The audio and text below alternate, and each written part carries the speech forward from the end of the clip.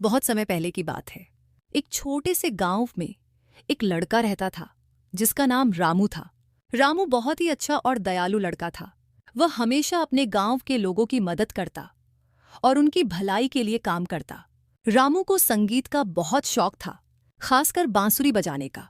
एक दिन रामू ने सुना कि एक पुराने मंदिर में एक अनोखी बांसुरी है जिसकी धुन सुनकर लोगों की सारी परेशानियां दूर हो जाती हैं।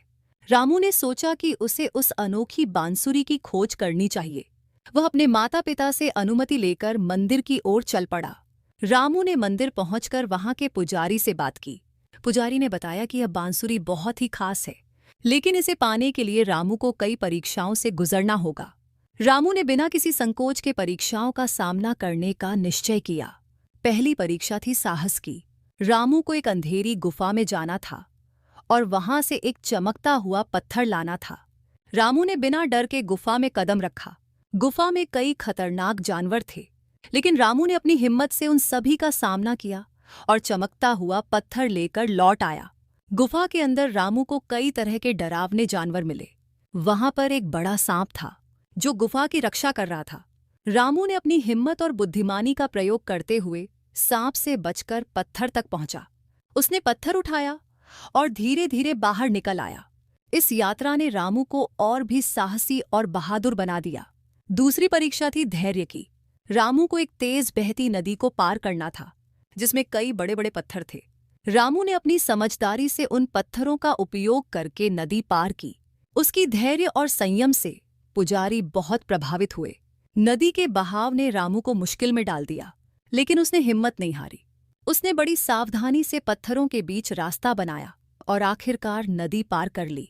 रामू की इस परीक्षा ने उसे सिखाया कि धैर्य और संयम से हर मुश्किल को पार किया जा सकता है। तीसरी और अंतिम परीक्षा थी दयालुता की। रामू को गांव के गरीब परिवार की मदद करनी थी, जिनके पास खाने को भी कुछ नहीं था। रामू ने अपनी मेहनत से पैसे कमाए और उस गरीब परिवार को भोजन और आवश्यक वस्त्र दिए। पुजारी ने रामू की दयालुता की बहुत सराहना की।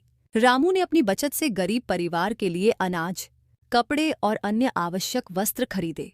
उसने उन्हें खुशी खुशी दिया और उनके चेहरे पर मुस्कान देखी।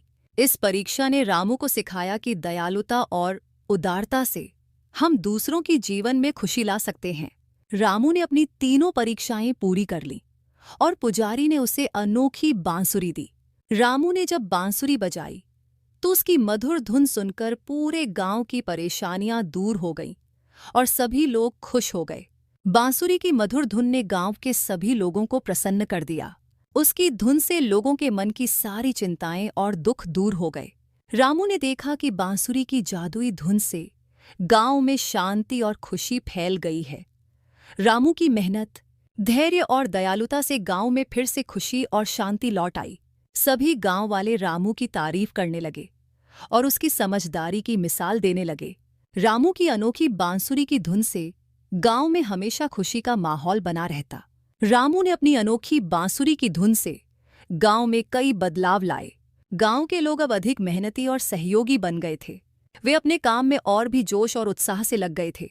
रामू की बांसुरी की धुन ने गांव की प्रगति में अहम योगदान दिया। रामू की बांसुरी की जादुई धुन से गांव में खुशहाली तो आ गई थी, लेकिन उसकी चुनौतियां खत्म नहीं हुई थीं। एक दिन गांव में एक भयानक सूखा पड़ा। गांव के लोग बहुत परेशान हो गए। रामू ने अपनी बांसुरी की धुन से सूखे को दूर करने का सोचा। रामू ने अपनी अनोखी बांसुरी बजाई और उसके जादुई धुन से गांव में बारिश होने लगी। बारिश ने सूखे को दूर कर दिया और गांव के खेतों में फिर से हरियाली छा गई।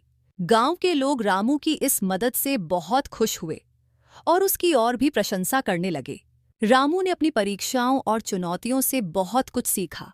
उसने समझा कि मेहनत, धैर्य और दयालुता से किसी भी मुश्किल का सामना किया जा सकता है। उसने अपनी शिक्षा और अनुभवों से गांव के बच्चों को भी सिखाया और उन्हें जीवन में सफलता पाने के लिए प्रेरित किया। इस कहानी से बच्चों को यह सीख मिलती है कि मेहनत, धैर्य और दयालुता से किसी भी मुश्किल का सामना किया जा सकता है। हमें हमेशा दूसरों की मदद करनी चाहिए और अपनी समझदारी से समस्याओं का समाधान निकालना चाहिए। रामू की कहानी हमें यह भी सिखाती है कि हम अपने संगीत और कला से दूसरों की जिंदगी में खुशी और शांति ला सकते हैं।